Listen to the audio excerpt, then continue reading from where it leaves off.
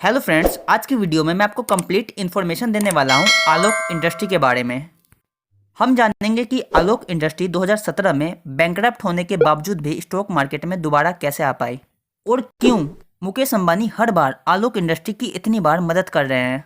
और साथ ही ये जानेंगे कि 20 साल से लॉस कर रही कंपनी आलोक इंडस्ट्री फ्यूचर में प्रॉफिट कर पाएगी। एंड वीडियो स्टार्ट करने से पहले मेरी एक कमिटमेंट है कि वीडियो के एंड होने के बाद आपको कंप्लीट इन्फॉर्मेशन मिल चुकी होगी आलोक इंडस्ट्री के बारे में। आपको इसके अलावा किसी और वीडियो देखने की जरूरत ही नहीं पड़ेगी। ये बड़ी अच्छी बात कही है। तो सबसे पहले स्टार्ट करते हैं हम आलोक इंडस्ट्री के बिजनेस मॉडल से। आलोक इंडस्ट्री एक टेक्सटाइल कंपनी है जो कि डिफरेंट तरह के क्लॉथ मैन्युफैक्चर करती है, like polyester, yarn, towel, bedsheet, shirt, pant, readymade garment and और भी डिफरेंट तरह के आइटम ये कंपनी मैन्युफैक्चर करती है। एंड ईयर 1986 में ये कंपनी स्टार्ट हुई थी, जो कि 1993 में शेयर मार्केट में लिस्ट हुई। एंड अगले 10 से 15 साल तक ये कंपनी अपने टेक्सटाइल इंडस्ट्री पे ही फोकस करते रही। लेकिन इस कंपनी को किक नहीं मिल रही थी, ये कंपनी कुछ बड़ा करना चाहती थी। इसलिए सन 2005 में आलोक इंडस्ट्री अपने बिजनेस को एक्सपेंड करने का सोचती है। एंड कोई भी कंपनी 3 तरीके से अपने बिजनेस को एक्सपेंड करती है। पहला डेप्ट, दूसरा इक्विटी एंड तीसरा प्रॉफिट। मीन्स अगर किसी कंपनी को ग्रो करना होता है तो उसके पास पहला ऑप्शन होता है डेप्ट, मीन्स कर्जा, मतलब कंपनी बैंक से कर्जा लेके अपने बिजनेस को बढ़ा सकती है। एंड दूसरा ऑप्शन आता है इक्विटी, एंड इस ऑप्शन में कंपनी अपने स्टॉक को सेल करती है और वहाँ से पैसा आता है, उससे बिजनेस को ग्रो किया जाता है। एंड थर्ड ऑप्शन आता है प्रॉफिट। इसमें कंपनी के पास जो प्रॉफिट होता है उस प्रॉफिट के पैसे को कंपनी अपने बिजनेस ग्रोथ के लिए लगाती है। तो इन तीनों ऑप्शन में से आलोक इंडस्ट्री डेप्ट को प्रीफर करती है, मीन्स बैंक से लोन लेना। एंड आलोक इंडस्ट्री डेप्ट लेकर और भी ज़्यादा असेट एंड रॉ मटेरियल ले आती है।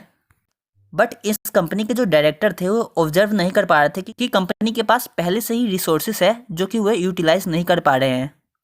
एंड इस पॉइंट को मैं आपको सिंपल भाषा में बताऊं तो आपने अपने स्कूल डेज में ये एग्जाम्पल जरूर नोट किया होगा कि मान लेते हैं एक खेत में 5 किसान की ज़रूरत है और उस खेत में 3 किसान ही काम कर रहे हैं, तो हम कह सकते हैं कि हमें 2 और किसान की ज़रूरत है। एंड 2 और किसान के आ जाने से हमारी प्रोडक्टिविटी और भी तेज़ी से बढ़ेगी। एंड इसी के अपोजिट हम दूसरा एग्जाम्पल लेते हैं जहाँ पर हमें फिर से 5 किसानों की ज़रूरत है और वहाँ पे 3 किसान काम कर रहे हैं, पर इस बार हम और 2 किसान को ऐड ना करके सीधे हम 7 किसान बढ़ा देते हैं। मीन्स जिस खेत को कंप्लीट करने के लिए 5 किसानों की ज़रूरत पड़ती थी वहाँ पे अब 10 किसान हो गए हैं। तो इस केस में खेत की जो प्रोडक्टिविटी है वह कम हो जाएगी। मीन्स जहाँ पे आपको सिर्फ 5 लोगों की ज़रूरत थी अब सीधे वहाँ पे वो डबल हो गए हैं। तो ऐसा ही कुछ काम किया आलोक इंडस्ट्री ने अपने बिजनेस को एक्सपेंड करने के लिए। तो ये आलोक इंडस्ट्री ने पहली गलती की, और दूसरी गलती रिटेल टेक्सटाइल स्टोर को ओपन करना था। एंड कंपनी अपना रिटेल शॉप खोल के डायरेक्ट कस्टमर को अपना प्रोडक्ट सेल करना चाह रही थी ताकि उसका प्रॉफिट बढ़ सके। इसलिए आलोक इंडस्ट्री ने H&A नेम से इंडिया में 350 से भी ज़्यादा स्टोर ओपन किए। और ना ही सिर्फ इंडिया के बाद यूके में भी इस कंपनी ने अपने स्टोर ओपन किए, जिसका नाम स्टोर 21 था। एंड यूके में भी इस कंपनी ने 220 स्टोर ओपन किए। पर इसके बाद भी कंपनी प्रॉफिट नहीं कर पा रही थी और बैंक से लिया हुआ डेप्ट वो भी काफ़ी ज़्यादा बढ़ रहा था। साल 2007 में कंपनी के पास 3,337 करोड़ का डेप्ट था, जो बढ़कर 2010 तक 9,673 करोड़ का हो गया था। और आलोक इंडस्ट्री को सबसे बड़ा झटका तो तब लगता है जब साल 2017 में कंपनी का डेप्ट 30,000 करोड़ हो जाता है। मीन्स आप देख सकते हैं साल 2007 से 2017 तक कंपनी का कर्जा 800% से बढ़ा है। एंड इतना ज़्यादा कर्जा बढ़ने के बाद कंपनी ये डिसाइड करती है कि इंडिया में उनके H&A नेम से जो स्टोर है 350, उन सभी स्टोर को कंपनी बंद करने का फैसला करती है। एंड यूके में इस कंपनी का स्टोर 21 नेम से जो 220 रिटेल शॉप होते हैं, कंपनी उसे भी कम्प्लीटली बंद कर देती है। तो इस कंपनी ने बिजनेस को एक्सपेंड करने के लिए जो स्टेप लिया था वो तो पूरी तरह से फेल हो गए। पर जो इस कंपनी ने बैंक से लोन लिया था उसका इंटरेस्ट भी बहुत ही तेज़ी से बढ़ रहा था। एंड हर क्वार्टर रिजल्ट में जो कंपनी का एक्सपेंस था उसमें इंटरेस्ट टॉप पे आने लगा। लेकिन इस कंपनी ने हार नहीं माना, वो लगी रही। साल 2015 में कंपनी ने काफ़ी सालों बाद 250 करोड़ का प्रॉफिट किया, पर मार्च 2016 में कंपनी को 4,365 करोड़ का लॉस हुआ। साल 2017 में 3,083 करोड़ का लॉस। एंड यहीं पे कंपनी का गेम ओवर हो जाता है जब जून 2017 में आरबीआई ने 12 कंपनी की लिस्ट निकाली जो कि अपना डेब्ट रीपे नहीं कर पा रहे थे। एंड फौरन आरबीआई ने बैंक को ऑर्डर दे दिया कि जिन कंपनी ने बैंक से लोन लिया है, अगर कंपनी रीपे नहीं कर पा रही है तो उनका इंसॉल्वेंसी प्रोसेस स्टार्ट करे। ये ऑर्डर मिलता है आरबीआई से सभी बैंकों को। तो यहाँ पे एसबीआई एंड और भी कुछ बैंक थे जिन्होंने आलोक इंडस्ट्री को लोन दिया था। तो वे रीस्ट्रक्चरिंग के लिए आलोक इंडस्ट्री के लिए कुछ खरीदार ढूंढ रहे थे ताकि उन्होंने आलोक इंडस्ट्री को जो लोन दिया था उसको रिकवर कर सके। पर फिर भी आलोक इंडस्ट्री के लिए कोई बिड नहीं लगा रहा था। बट यही होता है आलोक इंडस्ट्री के लिए गेम चेंज। 2017 तक जो कंपनी बैंकरप्ट हो जाती है, दिवालिया हो जाती है, उसकी बिडिंग हो रही है लेकिन कोई लेने वाला नहीं है। उस केस में रिलायंस ग्रुप के चेयरमैन मुकेश अंबानी एंट्री मारते हैं और साथ ही जेएम फाइनेंशियल नाम की एक और कंपनी होती है जो कि इंटरेस्ट शो करती है आलोक इंडस्ट्री को बाय करने के लिए। एंड इन दोनों कंपनी ने मिलकर आलोक इंडस्ट्री के लिए 5,050 करोड़ की बिड लगाई, जिसमें से 4,550 करोड़ बैंक को उसका डेब्ट दिया गया और सिर्फ 500 करोड़ आलोक इंडस्ट्री में इन्वेस्ट किया गया। आलोक इंडस्ट्री के पास 30,000 करोड़ का डेब्ट था। तो इस रीस्ट्रक्चरिंग प्रोसेस में बैंक को 25,000 करोड़ का लॉस हुआ।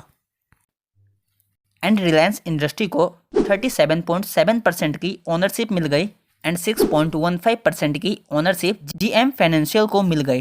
जनवरी 2020 में ये कंपनी रीस्ट्रक्चरिंग प्रोसेस के दौरान शेयर मार्केट से डीलिस्ट हुई थी, मीन्स शेयर मार्केट से बाहर चली गई थी। फिर 27 फरवरी 2020 में Reliance group and JM financial की बोली लगने के कारण कंपनी फिर से शेयर मार्केट में बाउंस बैक कर पाई। एंड उस समय जब ये दोनों ग्रुप बोली नहीं लगाती तो कंपनी ख़त्म थी। पर यहाँ सबसे बड़ा सवाल ये आता है कि आलोक इंडस्ट्री को, बैंकरप्ट कंपनी को, डूबी हुई कंपनी को Reliance group and JM financial क्यों खरीदना चाहती थी। उसका नंबर 1 रीज़न था कि आलोक इंडस्ट्री बहुत ही कम प्राइस में अवेलेबल थी एंड रिलायंस को उसमें बहुत ज़्यादा वैल्यू दिख रहा था। एंड यहाँ पे मुकेश अंबानी अपना दिमाग चलाते हैं। जहाँ मार्च 2020 में कोरोना को लेकर सभी इंडस्ट्रियाँ बंद हो गई थी, वहाँ अंबानी जी प्लान करते हैं अपना पीपीई किट बनाने का, क्योंकि पीपीई किट की डिमांड उस समय बहुत ज़्यादा थी और जनवरी 2020 तक इंडिया में पीपीई किट का प्रोडक्शन होता भी नहीं था। एंड कोविड के कारण जहां गवर्नमेंट हर इंडस्ट्री को बंद कर रही थी, बट इसे बंद नहीं कर सकती थी क्योंकि ये कंपनी पीपीई किट बना रही थी। एंड कुछ ही समय बाद आलोक इंडस्ट्री के सिलवासा प्लांट को रिलायंस ग्रुप ने पीपीई किट मैन्युफैक्चरिंग के लिए कन्वर्ट कर दिया, जहां पर 10,000 लोग सिर्फ पीपीई किट बनाते थे। और इस फैसले से कंपनी को काफ़ी अच्छा प्रॉफिट भी हुआ था। एंड उस समय आलोक इंडस्ट्री का शेयर प्राइस 53 रुपीज़ तक गया था। बट हम पिछले 2 सालों की बात करें तो कंपनी में ज़्यादा मूवमेंट नहीं आया एंड सडनली हमें यहाँ पे स्पाइक देखने को मिला है। 2 जनवरी 2024 को रिलायंस ग्रुप ने आलोक इंडस्ट्री का 9% non convertible redeemable preference share buy कर लिए हैं। एंड यही रीज़न है कि स्टॉक में अभी जंप देखने को मिल रहा है। एंड किसी भी कंपनी का प्रेफरेंस शेयर आम आदमी नहीं खरीद सकता है। हमारे पास जो शेयर होते हैं वो इक्विटी शेयर कहलाते हैं। एंड इस डील के बाद रिलायंस ग्रुप को आलोक इंडस्ट्री से फिक्स अमाउंट ऑफ डिविडेंड मिलते ही रहेगा। एंड रिलायंस ग्रुप ने इस कंपनी के काफ़ी स्टेक बाय किए हैं, लेकिन कंपनी फिर भी 3 सालों से लॉस जनरेट कर रही है। लेकिन हम मुकेश अंबानी का कह नहीं सकते कि कब वो लॉस मेकिंग कंपनी को प्रॉफिट मेकिंग कंपनी में बदल दें और पूरा गेम ही चेंज कर दें। तो ये था आलोक इंडस्ट्री का कंप्लीट एनालिसिस। एंड इसके अलावा अगर आप किसी सेपरेट स्टॉक पर वीडियो चाहते हैं तो आप हमें कमेंट में बता सकते हैं। और इसी तरह की नॉलेजेबल वीडियो देखते रहने के लिए चैनल को जरूर सब्सक्राइब करें। मिलते हैं नेक्स्ट वीडियो में।